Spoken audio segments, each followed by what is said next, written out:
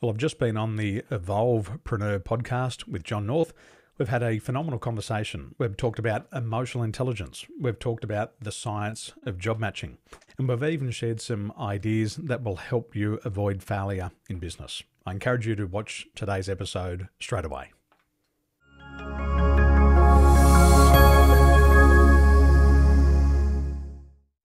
Welcome to the Evolvepreneur Podcast Show. My very special guest today is Daniel Tolson, and I'm going to dig into his bio, but first I want to introduce Daniel to the show. So thanks, Daniel, for coming.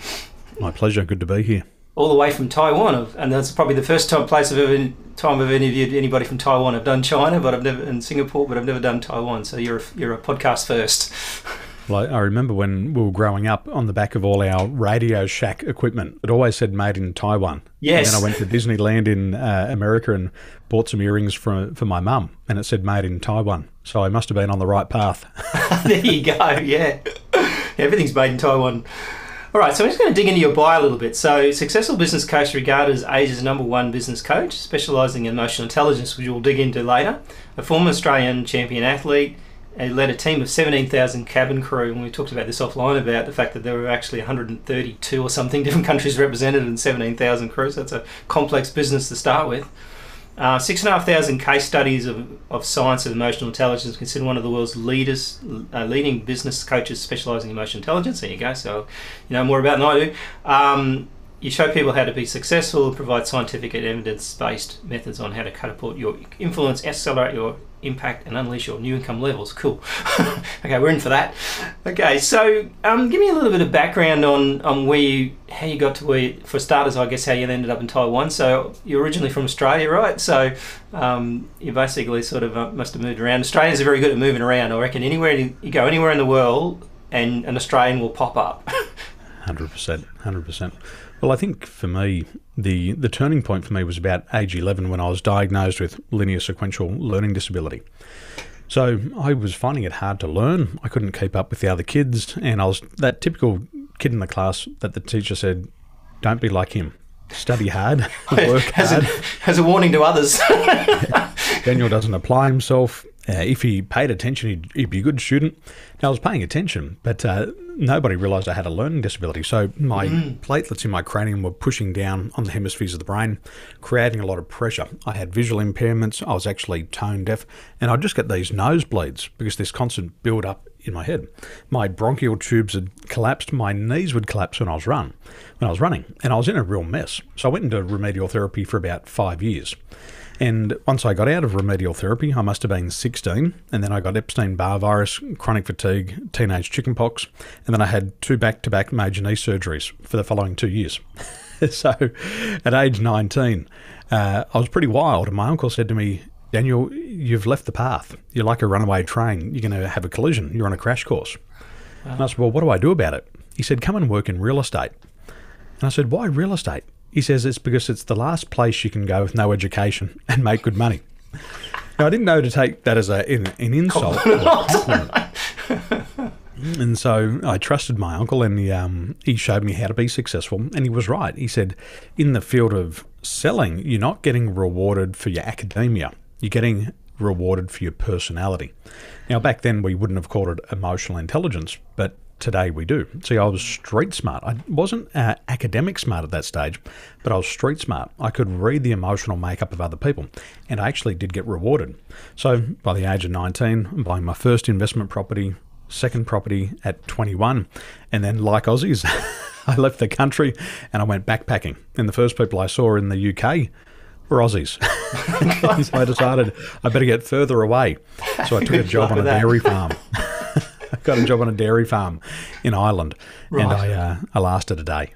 Oh, wow. A bit early, eh? It's an early start at the old dairy farm. So early. So that was the early days, and then I had some businesses in Australia. We had a family pawnbroking business, which we had for 17 years. So you'd see a very different side of society in the pawnbroking business. I had a client that was in the pawnbroking business at one point there. Yeah, he said some interesting stories. Yeah, well, there was pawnbrokers around our area who had a bed out the back. And if you couldn't make your payments, you could pay it out the back in kind. And it was an interesting industry. All the stories... were pretty much true in most of them, most of the instances. So we were in pawnbroking, and then I had my own business. I launched a video production company, and we had 3 top-selling movies in Australia. My final one was called Immunity, and Immunity had more than 1,000 copies sold of our movie in our industry, but we had 600 people at the launch night. Wow. So in terms of any launch night, even if you're launching a Hollywood production, 600 people is huge. So we had 600 people in our launch back in 2005, 2006. And then I had a clothing company, and we had our clothing in 50 retail outlets across the country. And after a couple of mistakes there, I lost that business, and then joined Emirates Airline, and then eventually worked my way up the ranks to co-leading a team of 17,000 people. So as a senior flight steward, I'd get a $500 million aircraft, 400 customers, 17 cabin crew that I'd have to lead for 24 hours, people that I didn't even know, that I'd never see again in my life. Wow. And I'd have to get them from one side of the world to the other safely. They're trying to kill each other. Well, without trying to kill the customers. Yeah, them as well, I reckon. Chicken or beef. Oh, scary. And it's interesting that I think there's something lacking in today's society a little bit, is that what you've done through all those is all customer-facing scenarios, particularly with things there that are sort of major things like, buying a house, and often, flying on a plane is a major thing for a lot of people because it's probably the first time they're going on an overseas trip and things like that. So all those are highly emotional, right? And obviously sometimes big ticket items, and understanding what people are doing around you is vitally important in those situations. Otherwise, it's all going to fail, right? Well, it comes back to that emotional intelligence component. And my uncle, who was my mentor and my boss, he said, Daniel, you're going to ask people to list their house with you for sale.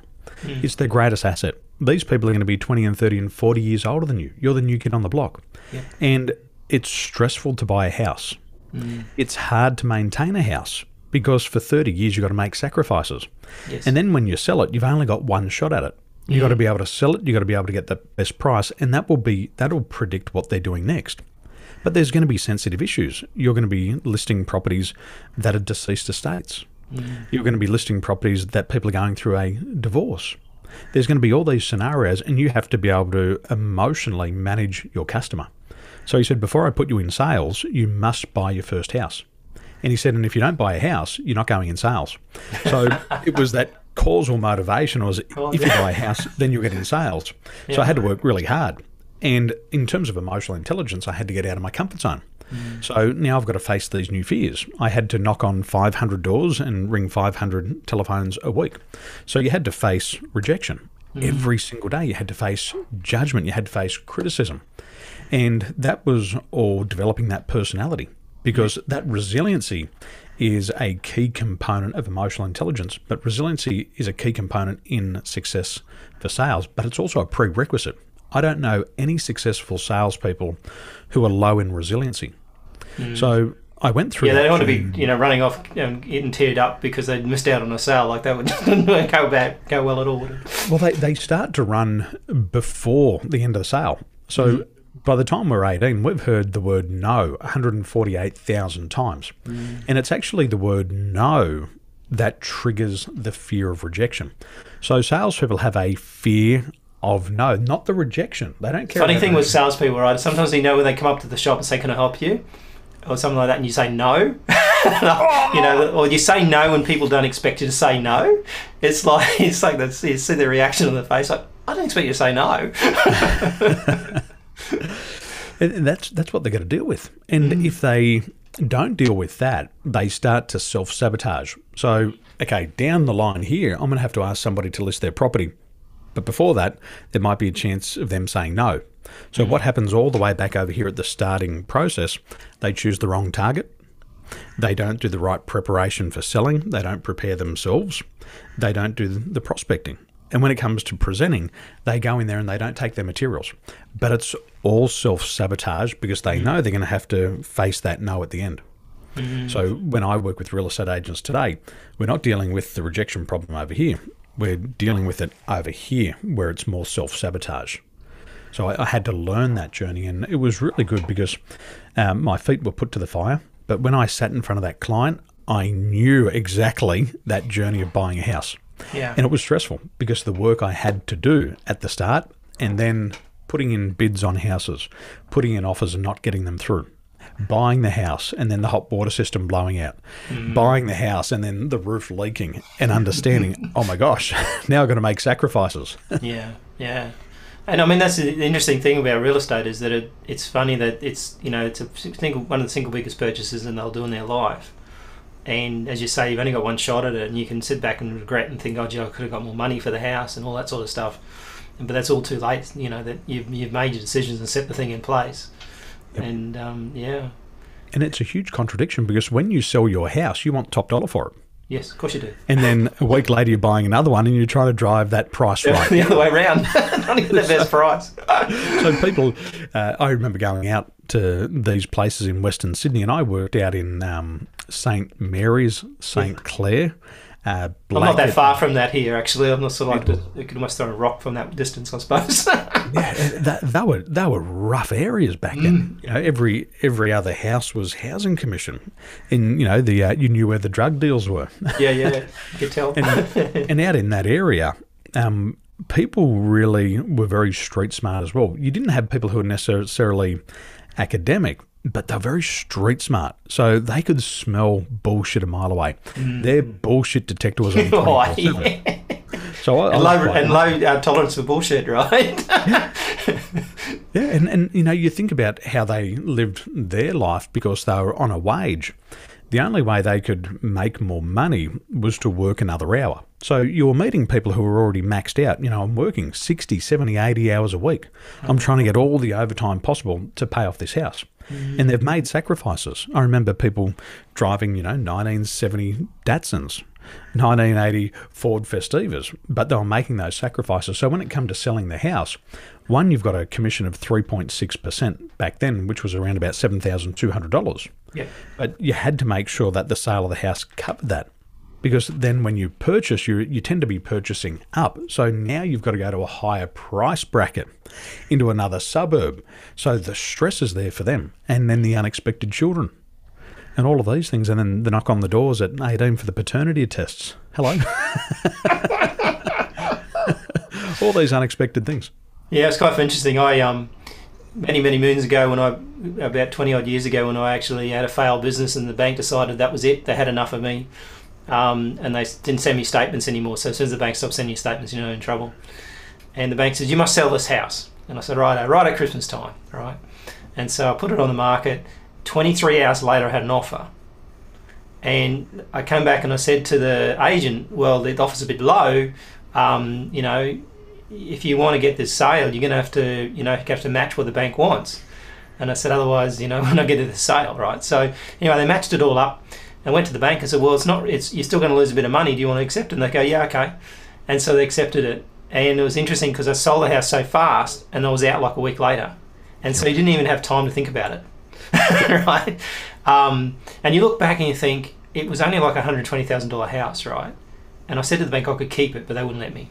So you got that situation where you had a self-fulfilling prophecy. You had no choice but to keep going forward with it. Yep. And I drove past that house probably about 10 years later, and I couldn't even find it. There was so many trees and stuff. This was in Cairns. There were so many trees and stuff. It was hardly, oh, there it is. And so it's kind of like my first house that I bought when I first started. And so I think there's an emotional attachment to your first house. But then the bank decided to rip it away from me. And I learned a lot of lessons. In fact, I worked for a bank for 12 years, so I knew the tricks they play. And still fell for it. So I think at the end of the day, like you're not as smart as you think you are.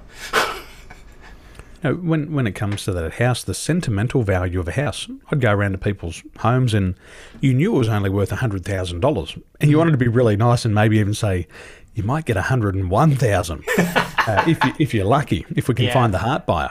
But you know, they would start to add dollars on the price tag. Well, we had our first child here. Yeah. Our daughter grew up here and now she's got married. And, you know, this is where we've run our home business from. And all of a sudden they want $150,000 for a property that is not worth more than $100,000 on a good day. Yeah. And you've got to manage those expectations. And I learned this at an early age. You could go in there and you could highball a price and get the vendor on the market for 12 months. But then you had to condition them for 12 months. And the philosophy that we worked with was ethics in real estate, which is an interesting concept. And we would refuse to take on these places. We'd say, look, if you list for 150,000, your property is going to get the lemon tag. Every other agent around here is going to use the other houses and pin it against yours and say, look, that's 150, this is 100, come and buy this one. Buy this one instead. You're going to get the lemon tag, and the longer you stay on the market, the lower the price is going to become. And as your price drops down, then eventually all the others will rise up. Now, people don't like to hear that. However, if you tell a lie in real estate, you often get rewarded with the listing. However, then you have to lie for the rest of the sale. And if you tell the truth... You've got to keep it going, right? You've got to keep that lie alive now. 100%. And if you tell the truth, you risk getting punished twice. One, you don't get the listing and your competitor gets it, and then you don't get paid. So when it came to ethics in real estate, we always went to the side of ethics and said, we've got to do the right thing by the vendor, which sometimes means I'm not going to list your house. And I'd say that to people. If you want $120,000 for your house, and I believe it's only worth $80,000 based on the other sales, I'm not going to do business with you at this time because it's not good for you. And then people look at you and like, you're rejecting me? And I'm like, yeah, I'm absolutely rejecting you because it's not good for my reputation and it's not good for you and your family. And then 6 months later, they'd come back and say, Daniel, you're right. You're absolutely right. Our house hasn't sold. The other agent conditioned us. We still had to pay marketing dollars and we're worse off. Now can you sell it?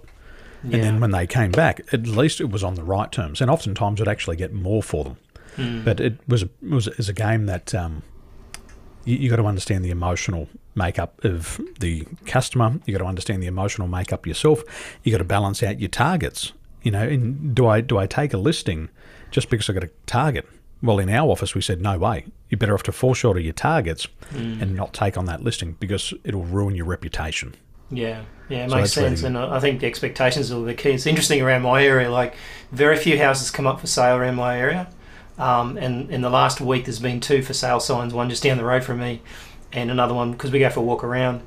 And I said to my son when we were walking out, I said, there's a story behind that sale sign. Like, I wonder why they're selling. Are they... is the bank forcing them into it? Are they selling because the property prices suddenly went through the roof in Sydney and they're trying to take advantage of the pricing? Are they retiring? What's the story behind the sign? Yep. And if you know the story behind the sign, you've got a pretty good negotiation all the time when you get in that front door, right? Because they want to move away by next week. But I mean, I guarantee those signs will only be up like about a week and they'll be gone because they sell so fast around here. So whenever you see that, you know there's something going on in their life. In that situation, and it's something major because you don't sell your house unless there's something major going on in your life, right? 100%. And people are so rooted into it. They talk about these death postcodes. The majority of the world's population live within about 30 miles of where they were born. So for most people, the fear of leaving that comfort zone is huge. They've got to reinvent themselves. When we owned a pawnbroking business in Windsor, we would see people wanting to get a better life. And they thought if I just left Windsor and went north to the Central Coast, I'd have things will pick up. And what they did was, you know, the old saying, wherever you go, there you are. Yeah. So all of a sudden they'd go to the Central Coast, which is Windsor on the coast, just as bad. They'd get up there and they'd have the same drinking problem. They'd have the same gambling problem. Yep. They'd have the same relationship problems. And a couple of months later, they were back. Yeah. But when they got back to Windsor, now they're back in the pit of despair. Yes. And they go straight back in the Yabby pod, right? Yeah, go back in there. So, that's interesting. Like, I think, I think at one point I moved 13 times in 13 years. So we got very good at moving, and I think that's the thing about it is that people think they're running away from their problems, and the problems will come with them. So it's an interesting kind of concept that people think that by changing and going somewhere else, everything's going to magically change, but it's them that has to change, and it doesn't really matter where they are. So I guess let's pivot into like hiring people, because I think with entrepreneurs, I think that's the biggest single thing I see a lot of. And we publish a lot of books. So what happens sometimes is I'll be doing a book for someone and suddenly there's a VA pops up, and then 2 weeks later there's another VA pops up because they basically got rid of that one and they moved on to the next one. And I mean, I think I probably hired about 120 people through time when I was selling software and accounting software, and probably fired about 60 of them. So I kind of went through this process of, we got very good at hiring people because we spent a lot more time on understanding them at the start. And one of the most interesting things is our best hires are the ones that never asked how much. So never actually asked how much they were going to pay them until after they'd hired, and then they go, well, how much am I paying? Well, it actually happens, I've got this letter for you now. But the reality is that most people would work for us not because of the money. And I always reckon that if people start because of the money, they'll leave because of the money. And so to us, it was like that was the only thing that mattered to us, is they wanted to work there more than just get paid. Well, there's three types of motivation, and we've really got to understand human psychology to be really good at recruiting people in your business to hire and keep the best people. You've got to understand human psychology. The first form of motivation is what's called biological motivation. So if you're an entrepreneur, if you're a business owner, when your team say they're motivated, everybody's motivated. Never second guess somebody who says, hey, I'm motivated. Everybody's motivated. But it's at what level? The first motivator is biological motivation, and that's just the needs to urinate, which we all do the first thing in the morning, eat, and sleep. And everybody's motivated just to do that. And a lot of people live their entire life only fulfilling their basic needs. And we all know that person who lives hand to mouth. Yes. They get paid on a Friday, but the wage was already spent on Thursday. By Saturday, they're broke. So when people are biologically motivated, they're only motivated from paycheck to paycheck. But they also think and only make decisions paycheck to paycheck. So they're only thinking a week into the future at best. The second type of motivation is extrinsic motivation. And this is when a lot of people ask about the dollars. How much, how much, how much, how much? How much is the package? How much is the car? How much is the superannuation? What does my office look like? Am I going to be in the corner? Is there a window? And it's all extrinsic. When do I get the gold watch? What does my uniform look like? Now, that type of motivation is very short term. So once you hit a certain income level, and my wife said it really good the other day. She said, husband, I look at the savings in the bank. She says, but now I want more. I'm never satisfied. Money's like a drug. Once you get 100,000 in wages, you want 110. Once you get 110, you want 120. And there's no way that you can go back to 100 because your lifestyle has gone up to meet your income. So it's like a drug, and you've got to keep getting more and more to get more of a high. Because I read in a book somewhere it said about happiness, right? If people were happy all the time, we'd get nothing done. 100%. Right? That's why the Google and the Facebook Hangout offices don't work. Yeah, exactly. Got peace of mind. So that's the second level. And the truth is, and it's exactly what you said, somebody will leave your company for 10%. If you're paying them 100 and somebody offers 110,000, they'll leave. And when they get 110 and somebody offers 120, they'll leave again. Yeah. So you've got to get beyond that. And what you were talking about before is what we call intrinsic motivation. And once it's intrinsic motivation, they're doing a job that makes their heart sing. They whistle on the way to work because they love what they do. Yeah, I used to look at the train station in Sydney, like on people walking to work and people coming home and looking to work. Most people look like they were going to their funeral. Like it's like dragging it out. On the way back, you can see them rocketing back to the train station. So, yeah. And that's what we've got to do as a business. We have to do what's called job matching. And instead of hiring to solve a problem, what you've got to do, you've got to hire so you get the right people to do the right job. And once you do that, the whole dynamic of the business changes. People like Hewlett-Packard and IBM, they hire for job fit. So what they look at people's behaviours. They look at people's motivators. They look at people's competencies. They look at people's ability to make a decision. And they say, based on your inborn attributes, what's the right job for you? And when you're doing a job that aligns with your behaviours, your driving forces, your competencies, your ability to make decisions, you're happy every day. And then the money is secondary. It's just a reward. But because you're really enjoying what you're doing, you perform better, and then the salary keeps going up, and you often don't have to ask for it. That's when the boss does a preemptive strike. Increase salary, just say, hey, by the way, just increase your salary because you're doing such a great job. They didn't have to ask for it to be worth more money. We used to say. I've got companies in Australia, and what they do is they just do a preemptive pay rise. You're doing a great job. Here's more money. And what happens is with a pay rise is if you doubled somebody's income today, statistically, their motivation would rise for 60 minutes. Yeah. And the performance would go up for 60 minutes. And then after 60 minutes, it would drop back down to the same level. Like going past a speed trap. Right. You start speeding about 10 minutes later. Yeah, down the M4, as long as you know where the speed traps are, you'll accelerate, you'll pull back, you'll accelerate. Yeah. And so we've got to understand human nature. Remember, all humans are lazy. Yes. The boss is lazy. Bosses, you're lazy. That's why you want to employ staff, because you're sick of doing everything yourself. You're like, exactly. Somebody else to do this. Yeah. But humans are also greedy. And people want more in their life. I want to live in a better house. I want to drive the bigger car. I want better education. I want better healthcare. So we've always got to think about those needs as well. And if you get the right people, be prepared to pay them top dollar. Because if you pay the best people top dollar, they'll actually stick around. But if they're coming and doing a great job, but they can't afford their bills, most of the time they go back to survival and it's like, how do I get more money? So have an old saying they used to say, like, if you don't train them and they leave, then you've wasted your money. But if you don't train them and they stay, you're on for a lot more than that. I spoke to a business owner and I said, hey, congratulations, your business is doing $10 million a year. What are you doing about your people? He said, what do you mean doing about my people? I said, what are you doing to train them so they stay? And he goes, why would I train them? I said, well, if you could train them, they could perform better and you could get a better return on your equity. So every dollar you pay in wages, rather than getting $1.50 back, you might get $1.75. And he said, yeah, well, what if they leave? And what if they start in competition against me? And I went, oh, okay. Coming from fear there, really. I mean, I always looked at the situation, if I train someone up, and I've had it a few times where I've had these real stars come through the business and they leave and then you hear about them doing something major in their life. I feel like we did something for them. We actually helped them on their journey, not just, oh, geez, these left us, it would be good if they'd stayed. But the reality is that we just look at it as, well, they're just going past us and we do our best to try and set them up for the next time.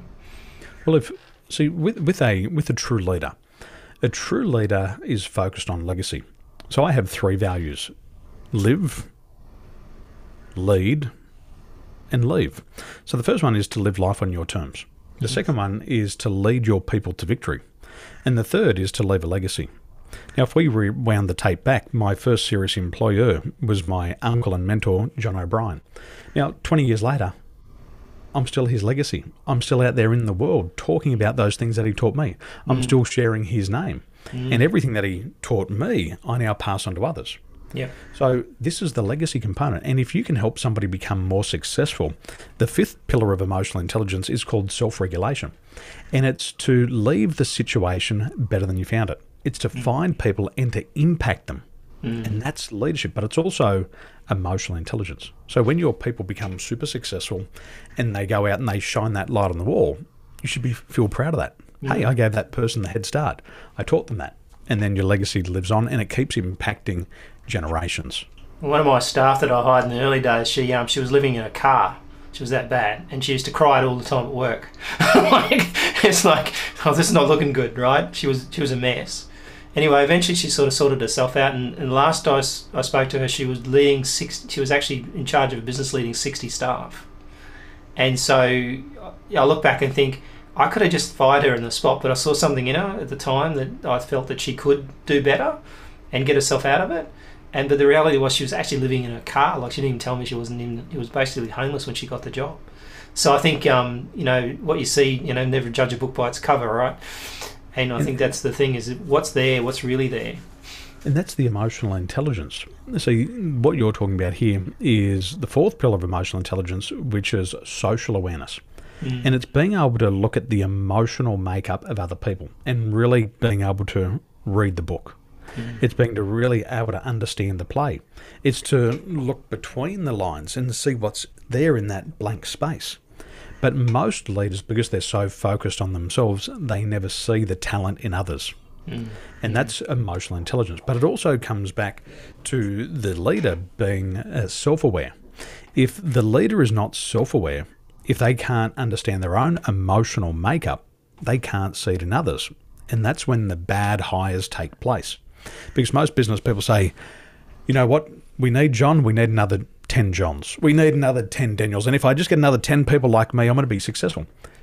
Your customers don't want 10 more Johns. Your customers don't want Drive 10 more them Daniels. Your team doesn't want the headache from 10 more Daniels or Johns. Yes. But most people go, I'll just find more people like me. So, okay, you're going to get all those good habits, but you're going to get all the bad habits. You're going to get all the limitations. And all of a sudden, you start to build a team with the exact same strengths, no strengths that complement one another. And you get all the same weaknesses. Yes. So 10 Daniels, 10 Johns is not the answer. You need people to complement your style to fill in the gaps. Yeah. And that's the key to good hiring. And I think the thing is that it's always the case of hiring someone better than you is always the challenge, right? Because you just don't know. You just don't know how that's going to work out. Sometimes it works out well. Sometimes, you almost sort of got to pull them back down again and rebuild them sometimes, even if they are better than you, because they've got to understand that they can't lord it over you and think that's going to solve their problem. Well, this is one of the things that leads to bad hires as well, is the first fear that business owners have is they have the fear of being taken advantage of. What if I do get a high performer in here? What if they're better than me? Well, my uncle, he was the number one performer when he started his career in real estate. However, his business partner was emotionally aware and said, you bring things to my business that I don't have. Why don't we become business partners? And so he started as an employee, ended up co-owning the business, and their business was just mushroomed. It just exploded. But they were both emotionally intelligent. So we've got to face that fear. The truth is, if we look at the numbers, 1/3 of people that you hire will never succeed. 1/3 of people will be average performers, and 1/3 of people will be high performers. However, with your high performers, because they are high performers, you've got to learn how to handle them differently. You've got to change your leadership style. You've got to change your management style. Or like the rooster, they'll rule the roost. Yeah, they'll try and take over. The lunatics will try and run the asylum. It's just funny. It reminded me of a story that when I took over this company. Right, the managing director had hired this really good gun-ho salesperson to sell accounting software, and he was doing really well. And it was costing him a lot of money in commissions. I think he made a mistake, because basically what he'd done is he put the commissions way too much, and this guy was performing so much that he was actually earning more than he was, right? And so what he decided to do is put himself in sales against him, and then try to I think he was trying to make up the difference of the money so that he could pay this other guy, and eventually he lost the guy and the sales went down. And it's like you completely destroyed, from a little bit of ego, as opposed to sitting down with that guy and coming with a better plan, right? You could have said, look, we can't afford to pay this amount of commission. Tell you what we'll do, right? Because he lost him anyway, but he lost him in a bad way, because he basically tried to push him out by making more sales than him. And so it's lunacy in that respect. I just, I look back and think, what a crazy thing to do. If I got salespeople making lots of sales, go for it. Like, you talk about the 1/3, right? I reckon 1/3 of people will never have the money, so there's no point even trying to sell to them, because they'll never be able to afford you. 1/3 of people can get the money. They'll find the money somehow. And 1/3 of people got the money. So focus on the 2/3 that have got the money and can get the money. Don't focus on the people that you can't sell to because they can't afford you. And I think that's the same principle. Like, you got to be real about things. Not everybody can be a customer. Not everybody can make sales, for starters.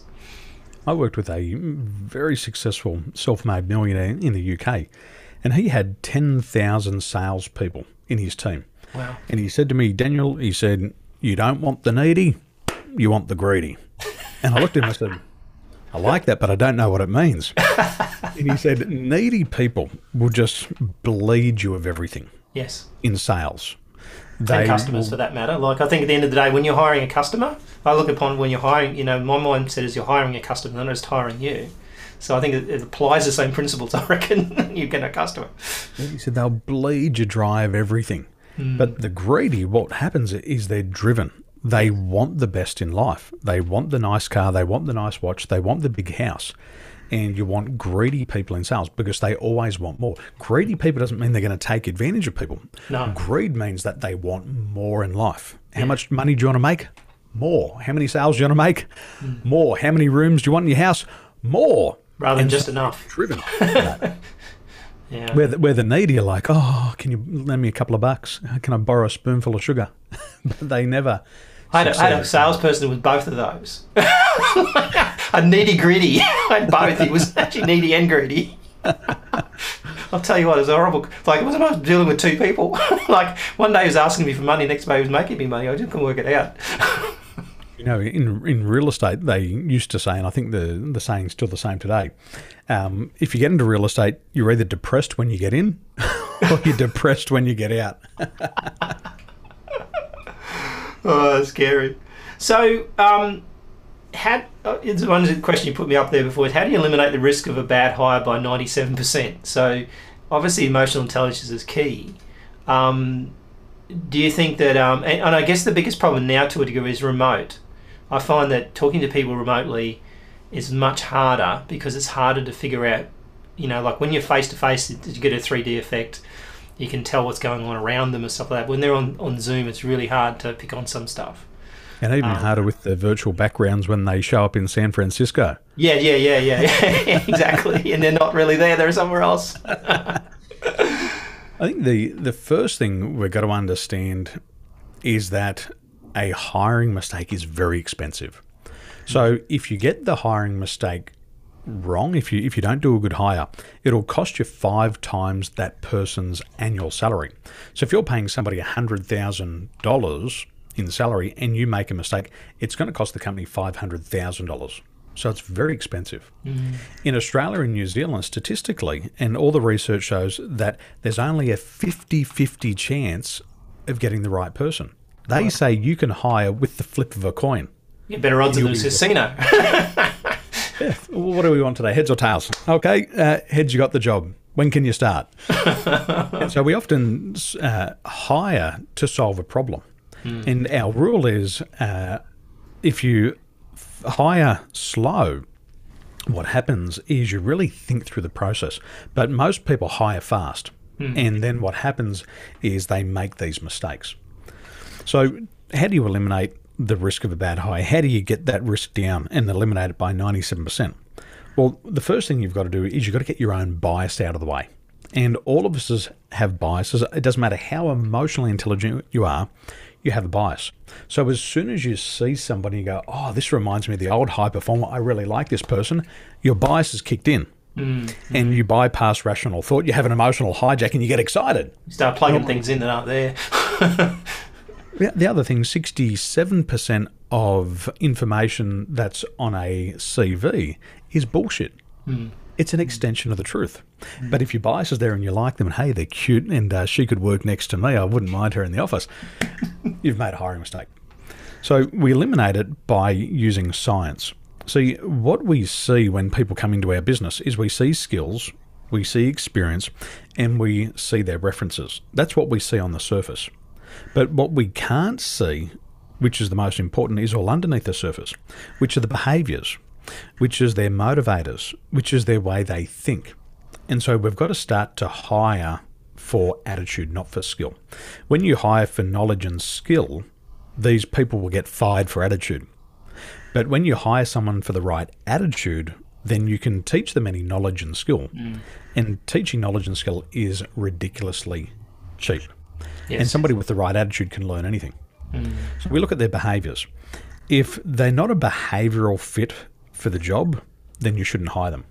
So for example, let's say you're working in a really fast-paced environment. It's a really competitive environment, and it's also high risk. Now, there's only few people who can work in those high-risk, dangerous, competitive environments. So you've got to make sure you hire the right person. They tend to be more your extroverts. But if you bring in an introvert and you put them in that environment, they're going to burn out within 90 days.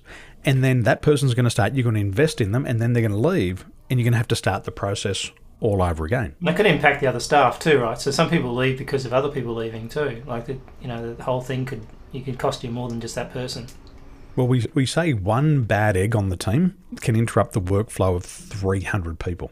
Wow. And I've seen this when I was working with Emirates Airline.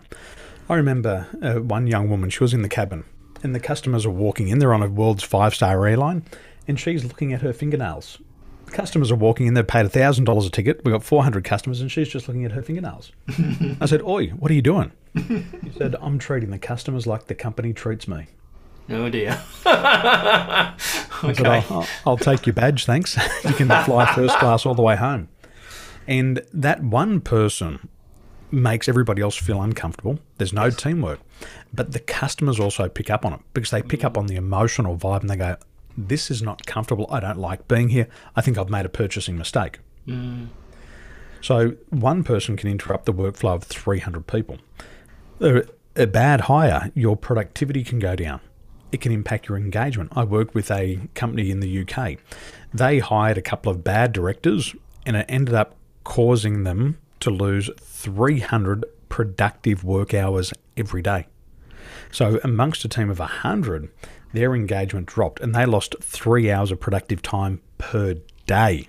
Wow. So that cost was in excess of $1.6 million just because of a couple of bad hires. The leadership trust disappears. And based on the latest research coming out of Forbes, 50% of employees are ready to fire the leader before they fire the company. Retention goes down. When I was with Emirates Airline, you would get hired on a 3-year contract, and it took 2 years for you to become profitable in your role. So if Emirates Airline hired the right person, they'd complete their contract, and then they were free plus a profit.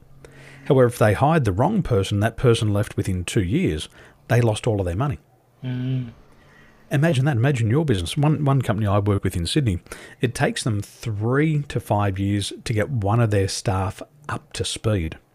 So if they hire somebody and they don't succeed in the role, that costs them $1 million per bad hire. That's a lot of money to waste, isn't it? It's a huge risk. And there's sunk costs, John. Once that money's gone, it's gone. You don't get it back. You actually got to get double back, right? So you got to get the double. Got to get that money back plus the money you lost. Imagine saying to your customers, "Hey, we've made 2 bad hires this year. We're just going to double the cost of the products and services this year. You don't mind taking on that?" The customer will be like, "See you later. That's your problem." Well, we had the same problem with accounting software because our software was unknown. Like in the marketplace where it came from, South Africa, 9 out of 10 accountants recommended it. But in Australia, less than 1%. We'd be lucky if 1 accountant out of 10 recommended it. And so no one knew about it. So when we hired support people, we actually hired on that scenario of skill, communication, because they knew nothing about accounting, they knew nothing about software, but we knew that they could help people if they were trained. And then because we knew that every financial year, June financial year, was absolute hell, they would leave in July. So basically what we would do is we hire them, train them within 6 months, have them up to speed within 3 or 4 months as best as possible. And any stars end up being support manager, but the rest you knew were going to leave unless they were actually good and move them somewhere else. So we had that churn rate because we knew that we had this finite opportunity, but we had to get better systems so that we knew that when the staff left, it wasn't going to be a case of that person now left, you no idea what's going on with that support problem, and build a lot of systems around those people because we knew that at the end of the day they were going to leave. There's nothing we could do about it because they would just not cope or just, it was a low-end job, like they'd go and get an IT job somewhere else. And a lot of these guys we hired back then, I look at their LinkedIn and they're heads of CEO, IT departments, all sorts of stuff, right? And they knew nothing about IT when they started with us, less than nothing. And so you sort of like look at it and think, okay, well, you got to look at the realities of it, not just what the fantasy looks like, because people are going to leave. And I think that's the same scenario. 3 to 5 years, like that's a huge commitment. You'd want to look into that person pretty deeply before you hire them, right? I worked with Commonwealth Bank, and I'm very much extroverted. I'm very competitive. I want to win, and I like to have a lot of human contact. But they hired me, and they put me in the debt collection area. I worked for Westpac for 12 years, a little bit of debt collection. It's not fun at all. No, and it's so compliant. There's so many rules and regulations, and you can say this and you can't say that. So when they put me into that environment, after 7 days, I was a mismatch because being competitive and wanting to win, I want to take control. I want to bend the rules. I want to find a way around it. These customers, and I want to negotiate. Yeah, but I couldn't get rewarded for that in the environment. So eventually I left. But that was a bad thing for them because all of a sudden I've made friends internally with people and then they're like, well, where's Daniel gone? Why isn't Daniel here anymore? Well, it was because I didn't fit the role. They should have put me in another department where I was actually customer facing, not behind the scenes, and there was so much compliance. So we've got to look at people and remember when people risk losing their stability, especially their financial stability, they're almost willing to take any job. But that's dangerous for the business. If you just take somebody who wants a job and needs a job, but they're not a good fit. You decide on needy, right, rather than greedy. You're going to go grey. You're going to go bald. Your weekends are going to be hell. And it's going to cost you more than it's actually worth. And it takes us 16 weeks to figure out a bad hire. 16 weeks. So after you've invested 16 weeks into this person, now you've got to start again. So you're already at least a quarter of the way through the year, and it's going to take you another 10 weeks at least to replace and hire that person. So you could be 16 to 26 weeks just to replace somebody.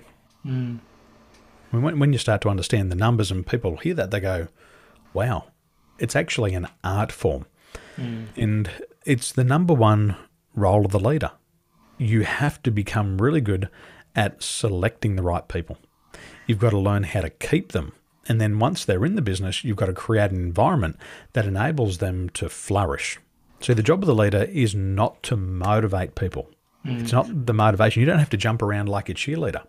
The job of the leader is to remove the demotivators out of the environment so motivation is possible. All motivation is self-motivation. And you'll find that if you choose the right people and you get the right people working together, motivation happens automatically. But if you put one bad egg in there, it's the problem of the leader. It's a big responsibility, isn't it? It's huge. And this is why most people prefer to be self-employed, John. They say, you know what, I remember my parents, when they owned the pawnbroking business, they said, we don't want to employ people. We don't want to deal with the people problems. But at least they knew that. So they were never under the illusion that they were going to hire. But if you want to move away from being self-employed to being an entrepreneur, then you've got to realize that the job of the entrepreneur is to build the business. It's not to do the doing of the business. It's just to build it. So then you've got to build people around you to complement what you're doing. Yeah. That's a skill. It's like a game of chess. Yeah, and I think the thing that I've discovered, like I went through that whole big staff numbers and basically buying a new car every fortnight, nice car every fortnight with those payroll. And I thought, well, I never want to go back there again. But I think the world's changed in the respect of contracting. So now with remote work and contracting, the contractors are much more self-motivated, I think, because they're paid by the hour essentially in most cases, and they understand their job and they're focused on it. And I've employed quite a few Philippine staff, and they will stay with you to the death. Right? They won't leave. Their loyalty levels are quite high, because that you're paying good money, they'll stay. And I think that's the thing is you got to understand is that you don't necessarily have to hire an actual employee anymore.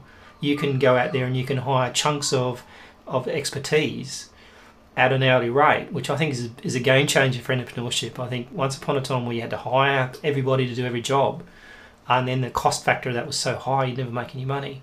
Now you can sort of scale up and down your business a bit with that. But at the same time, you got to be, they're the same as any other employee, in my opinion. Like, you still got to go through that process. But to me, they seem more motivated than a standard employee where they just want to come, like a standard wage and go to work.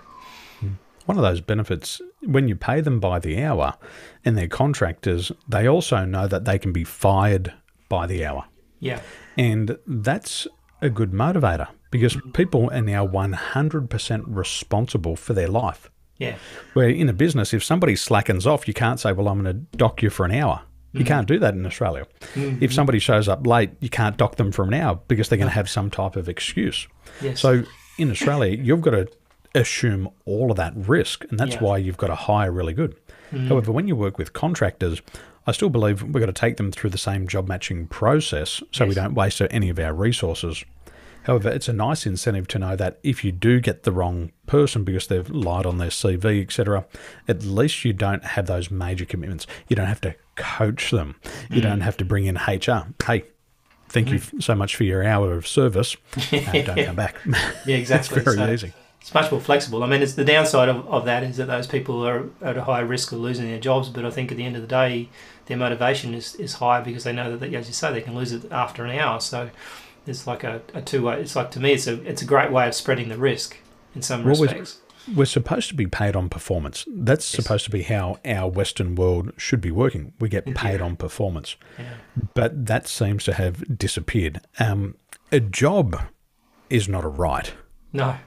A job is a privilege. And when you perform, you will get rewarded. And if you stop performing, you shouldn't get rewarded. But the way that our laws are set up is it doesn't protect the performers, it protects the non-performers. So the world of the contractor and the consultant is on the rise because it's a mutually beneficial relationship. It's like as a coach. As long as I'm bringing value to the companies that I'm working with, I'm going to get paid. But there's no risk. If I can't bring new ideas, there's no risk for them.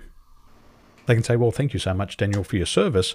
See you later. They don't have to worry about paying me retirement. They don't have to worry about paying me holiday pays. If Daniel doesn't show up, he doesn't get paid. So I'm incentivized internally to make sure that I'm constantly studying so I can constantly increase my fees.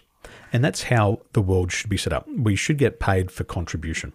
So if you're an employer and you're looking at hiring employees, what you should do is you should incentivize people inside their contract. Give them a basic salary so their basic needs are met, and then pay them on performance. If you're going to add to the bottom line of the business, we will pay you not just a little bit, we'll pay you a lot. Imagine every boss in Australia who said, if you can save us $1 million, we'll give you 10% of that saving. If you can make us $1 million, we'll give you 10% of the increase. Imagine the motivation. Well, interestingly, Westpac used to have this thing when I worked for them where they had a staff incentive scheme. So if you came up with an idea and you sent it to them and they liked it, they'd pay you for it. Yep. And I once did this thing, and I sent this thing in, and it bounced around so many departments because they didn't know what to do with it. It was, and in the end, they came to us, and the regional manager shows up one day and gives me this check for $3,000. Like, this is like 20 odd years ago, so a lot of money, right? Huge money. And he says to me, "We really like your idea. We don't know how we don't think we can implement it, but we really liked it, so we're going to give you the money anyway." And it was like, because I'd come up with this documentation process of doing legal documents, but the trouble was they didn't want to update it. They wanted to keep it up to date, so they didn't want to do it. But they liked the idea. So even though they didn't implement it, they still paid me. And I think I've still got that little pen they gave me. I think the thing's worn off now where they got it engraved and stuff. So, like 20 odd years later, you still remember that. And that respect is interesting if you remember those little things along the way. That's even if someone contributes a little tiny bit to the bottom line, then you've got that, you've got that memory, that muscle memory that stays there. Some of the companies I work with, they incentivize their teams. So they say, we're growing, we're expanding, and we want to find new people. So if you've got a friend or family member who's looking to do this type of work, and if they join our team and they stick around for 6 months, we'll give you $500 bonus. If they stick around for a year, we'll give you another $500 bonus. So what happens is the team say, well, I want the best people on the team. Yes. I want to introduce my friends and family who are going to come and stick around because, one, I want good people to work with, and secondly, I'm going to get rewarded. So it also solves a lot of the hiring problems in the business because they're already, the due diligence has been done. They're my family member, they're my friend, and if they stick around and do a good job, I'm going to get rewarded. Yeah, so everybody's got skin in the game. We used to have a situation where we hired someone, we were going to hire someone, we'd bring them in for a day, and we said, look, we'll pay you for the day if you want. A lot of them didn't ever want to be paid for that day, and they wouldn't even last a whole day anyway. Typically, it's only about half a day. But we'd actually let them sit with all the staff, and the staff would vote on them at the end and decide whether they liked them or not. Because at the end of the day, what we found was if we introduced someone that was really, what we thought was really good, but when they got in front of the staff hated them and did their level best to get rid of them, we were in big trouble. So we actually had a vote. So when they felt like they were invested in that person, and when that person arrived to work, they felt they knew everybody and they were comfortable. So from the get-go, the day they started, they were already felt like they were part of the team. And I think asking other staff their opinion before you hire someone's, I think, is important in a small, I guess, keep small teams. Like, I mean, if you got 17,000 staff, there's not one person running that whole show, right? There's always those sub-managers going on with those smaller teams. Never going to be big. We follow a very similar process. We call it the rule of 3. The candidate must be interviewed 3 times. You must interview at least 3 different candidates so you can calibrate. And they've got to be interviewed in 3 different locations because people's personality changes. It's like when you go on your first date. Every guy, every girl is perfect on the first date. And then oftentimes it's just all downhill from there. So when you interview them in the office, what you're going to see is you're going to see how they interact at a corporate level or in your business. When you interview them socially, then you get to see how they interact with other people. And it's interesting to see how people talk to the waitress at the local cafe. And if they speak down to the waitress there, you don't want them on your team. No, true. And then you want to do these panel interviews where they come into the workplace and they get interviewed by the team. And at each of these levels, they keep revealing more information. Yes. And when I'm working with my customers, some people come to the interviews with me because I'm measuring their behaviors and we're using the science. And it's interesting what they tell me. And I'm just shocked. One guy not long ago, he got on the call and he's vaping on the call. So we're on a Zoom call and he's vaping away. And so we just get into a casual conversation and all of a sudden he's telling me how he's been addicted. Yeah, he's been addicted to drugs and he's had this drug problem and he's done this and he's lost this job and he got fired for that and he's been to court for this and he's puffing away on his vape. And I said, thank you so much for your time. Run now, quick. I rang the business owner. I said, did you know this? And they went, oh my gosh. They said, we were just about to hire him. I said, well, make sure you don't send that email. Yeah. So you've got to do your due diligence and you should hire slow. Take your time.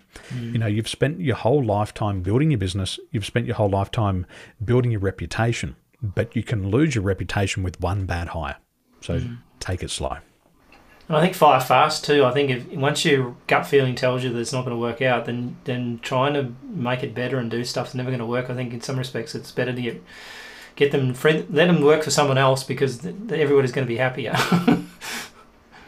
Yep, I say to my customers, the first time that you consider firing them is the time that you should fire them. Just do it straight away. Let them go.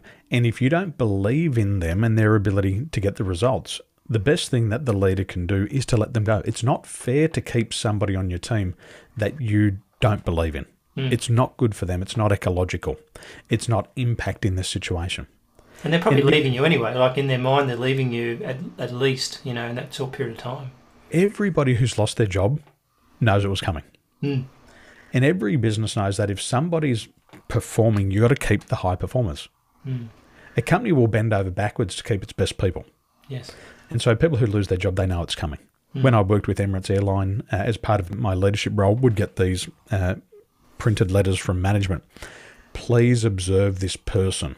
Oh, God. So you'd observe them, and it was silent observation, and you'd see these patterns of behaviour with these people, and then you'd report back to the manager, and then you'd see this person taken off the roster, never to return again. Disappeared. They went from flight to flight to flight, and they caused problems. And Emirates Airline would get them off the team. They would do their best to keep them, of course, because they were invested in them. But once they knew that they couldn't perform anymore, they had to let them go because there's a bigger game at play here. People like Emirates Airline, we're not coming in here just for a season. It's a multi-generational airline, and it's got to succeed from now into the future. And you can't have one bad experience because a customer who gets on the aircraft in Sydney and has a bad experience with the crew is upset when they get to Dubai. Once they get to the United Kingdom, they never want to fly Emirates again. And then you've got to go into service recovery. And service recovery is expensive. To win back that customer is expensive. And so you never want to put yourself in that position where you have to do service recovery. And I think the interesting thing is, like, I look back when I was working in the bank and stuff, there was a couple of times in there that I got saved by managers because they saw something. Like I had a job where I was a teller A, where I looked after another 7 or 8 female tellers, and the new sub-accountant came along and he was an absolute terrorist. Like, he was really bad, and my manager could see that we didn't like each other, but he also saw through the fact that it wasn't necessarily me that was the problem. And I got transferred out to another area, and basically boom, blossomed from there. And I look at that and think I could have easily lost my job over that, because at the end of the day, if you looked at the surface value of that, I was the person not performing. But when you actually looked into it deeper, you realise that, was he doing it before? Okay, what's changed?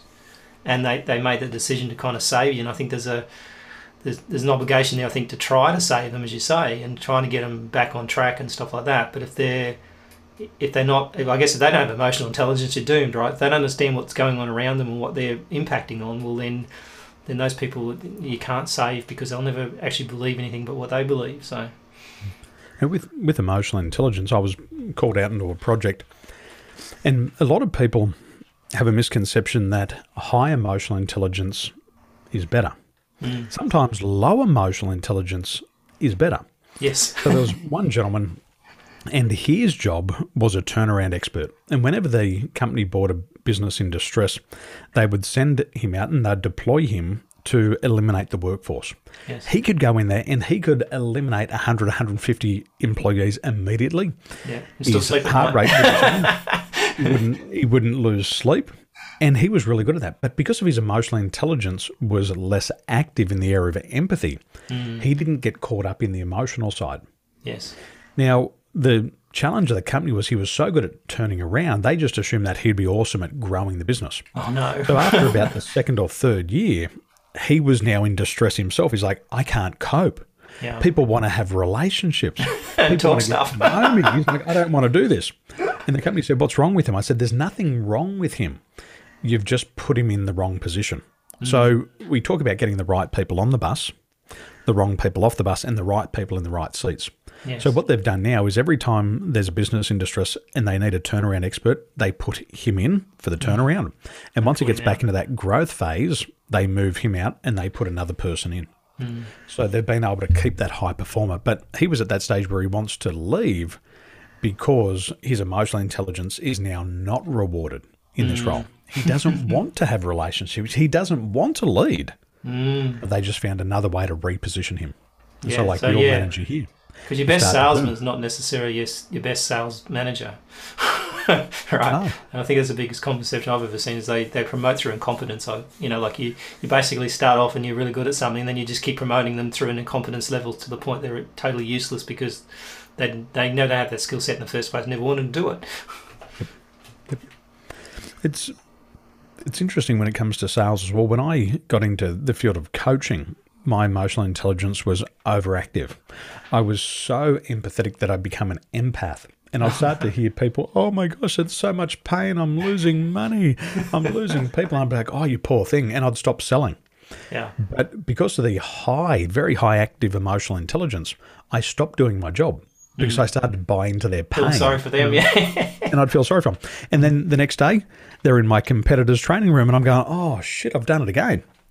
And so in selling, you've got to have a look at your level of emotional intelligence and you've got to make sure that your level of emotional intelligence is suited for the role. So for me, at that stage, I had to really tone down my emotional intelligence so I could get my job done. Hey, I can see this is not working for you. I can see you're in a lot of pain and I've got a solution. And then I become a better salesperson. So we say that the average emotional intelligence in empathy is probably around about 76. But once you start to hit 86 and 90 in emotional intelligence, you become ineffective as a salesperson. You're now a therapist. You got it. Need to be a therapist. Come and cry on the shoulder. So we could probably talk all day, and we probably would if we given the opportunity. But what's the best piece of advice you've ever been given? And then we'll talk about how people can do some contact you if they're interested in talking about what you do. Best advice? Enthusiasm outsells experience 10 to 1. So when you're going to the marketplace and you're selling your business and you're looking for the right recruits, get excited about your business. Get excited about your mission, your vision, your purpose. I say the leader is like Moses. You're going to part the Red Sea and you're going to take your team and your customers to the promised land. So make sure you're clear on that promised land and where you're going and get excited about it because people want to hop on that. People want to be a part of that mission. Yes. And the more excited you are, the more people you'll attract. And in the future, what all businesses have to become is an attraction-based business. The customers are going to want to work with your business because of you. Your team members are going to want to work inside of your business because of you. And that emotion, it's more contagious than COVID. If you're excited about what you're doing, other people are going to be excited about it. They'll get on board with it, yeah, and they'll stay for that bigger purpose. I think having a bigger mission and money, I think, is probably the biggest thing I've ever seen in a lot of successful businesses is that the money comes because of something else. They've got this bigger mission, and I think that's the... And you can have a mission on some crazy stuff, but at the end of the day, it's that enthusiasm for sure that builds it. So... My mentor said, Daniel, the money is a reward for doing a good job. So you do the good job and the money will follow. If you're doing a good job, you never have to worry about the money because we live in a rewards-based economy. But if you're not doing a good job, good way to find out what you worry about the money. So what's the best way to get in touch with you and what sort of people would you like to talk to? And a lot of times, like who's your best customer, I guess, in terms of what you do? The best way to contact me, come to my website, danieltolson.com. Yep. And We'll the best customer for me is somebody who's willing to ask for help. My best customers are successful and they put up their hand and they say, I don't know what I don't know. And they're also willing to get support. So my clients range from small to medium-sized businesses, and they're in a growth phase. And the problem that they're going to solve is getting the right people in the business. And once they get them in the business, how to develop them into star performers. So if you're in a growth phase of business and you've got to hire a team, that's the best time to contact me. If you want to put systems and processes in for accounting, don't talk to me. Fair enough. Don't call me. I did that in a former life. Call John. Yeah, it's like herding cats.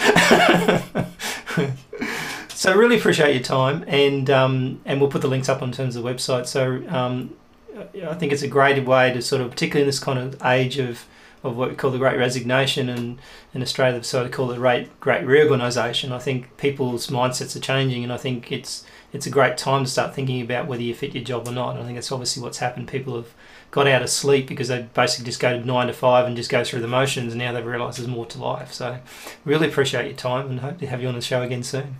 My pleasure, mate. Let's do it again. Thank you. Cool.